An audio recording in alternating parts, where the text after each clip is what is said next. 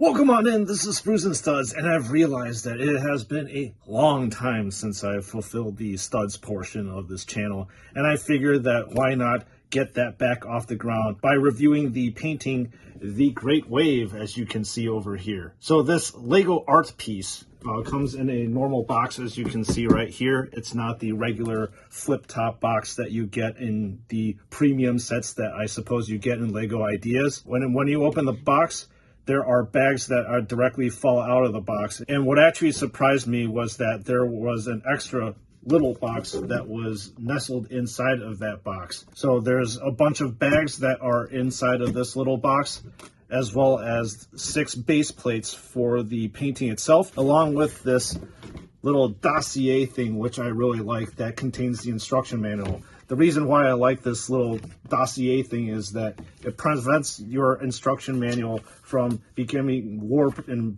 bent, and the instruction manual also prevents from being crinkled itself. As you can see here, this is the picture of the Great Wave on the instruction manual. So total build time for this set is roughly 3 to 4 hours.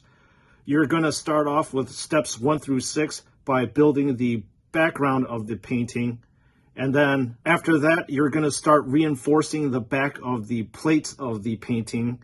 And then more depth is added to the painting by layering onto the base, which is really cool. So you're going to be adding that depth with the usage of a bunch of different Lego pieces, such as light blue, white, and tan triangles all throughout the whole entire set. And I'm not sure if you would notice when you're building the set, but I actually noticed that there was like a wave type of motion as you were building the set, because everything starts off from a left to right kind of motion, and then after you do that, it goes back to the left to right motion. So it mimics almost like a wave when you're building the set, which I'm not sure if it was purposefully done or not, but it was a unique thing that I noticed when I was building this thing. So as you are building this Lego set, you will notice that it provides a kind of like a 3/4 view of the piece that you're trying to build. However, I found that this top-down view was probably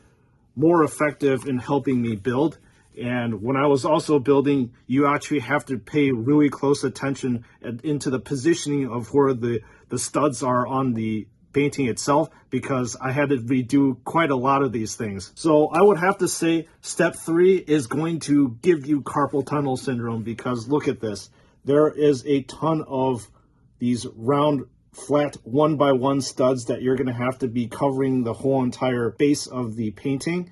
And I did actually feel as if my fingers were a little bit achy putting those things in. So I think that's actually the worst step of the whole entire build. I would have to say the whole entire build wasn't really unique. There was a lot of obviously repetitive movements and motions, but then again, you would kind of expect that from a Lego set such as this. So there are some unique pieces as well as unique usages of pieces that really jumped out at me when I was building the thing. So here is the completed product. And as you can see, there is a special 1x1 round piece with the sailor's face that was printed on them, and I'm sure that's a pretty unique piece. The thing that surprised me the most was the usage of these white leaf pieces, as you can see over here, as well as white birds that are nesting on top of these leaf pieces that mimic the edges or the claws on the wave, which I thought was a very, very awesome and unique perspective on building. And also what I really like about this is that you get these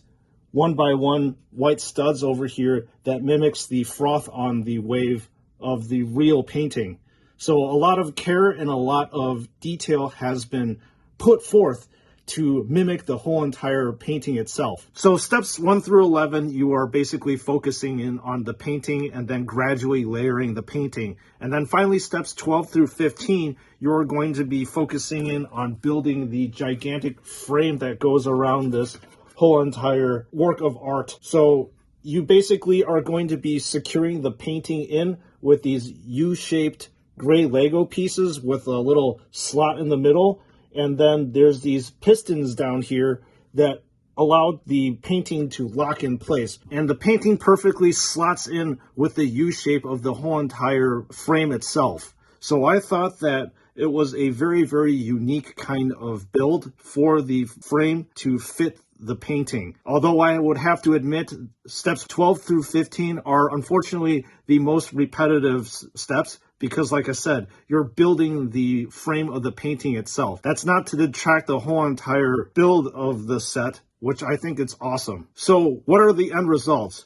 Well, you have a very, very hefty painting, and I decided to weigh it, and it weighs in at around 3 pounds 11 ounces, which is, like I said, a little bit heavy, but I think you can actually hang it. And the whole entire thing is about 21 inches in length and 16 inches in width, which is pretty sizable. I think that this painting, it looks great, very unique, and is completely faithful to the Great Wave painting. Building the painting itself was a lot of fun. I had a few, ooh, that's kind of cool moments, especially when we were building this part, which mimics the boats that the sailors are in. However, as I said before, building the frame of this painting was a little bit monotonous, but what the heck do you expect? It's a frame. So the $100 question is, should you actually buy this? Well, if you're into Lego art, obviously this is a must buy. If you're into Japanese art and painting, I would also say this is a must buy for you.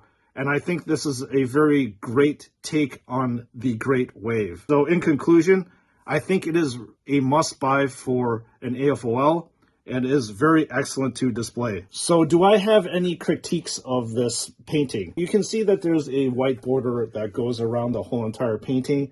I think I actually might have liked this if it was more of a black border because it would provide, I think, maybe a greater contrast with the peach kind of colors up here as well as the wave itself. So that's the only critique that I'm going to be adding on this whole entire painting, but I think it's fantastic. So this is Sprues and Studs. Thank you so much for watching this review video. Like I said, I know that it's been a long time since I've done a Lego video, but I thought this set was so poignant and so awesome that I could not review it and talk to you all about it. So in terms of what I'm going to be doing with Lego set reviews, so I think that I'm going to be doing these reviews for sets that I think that are really awesome and that probably you should get, in my opinion. So once again, thanks for watching, and I'll see you all in the next one.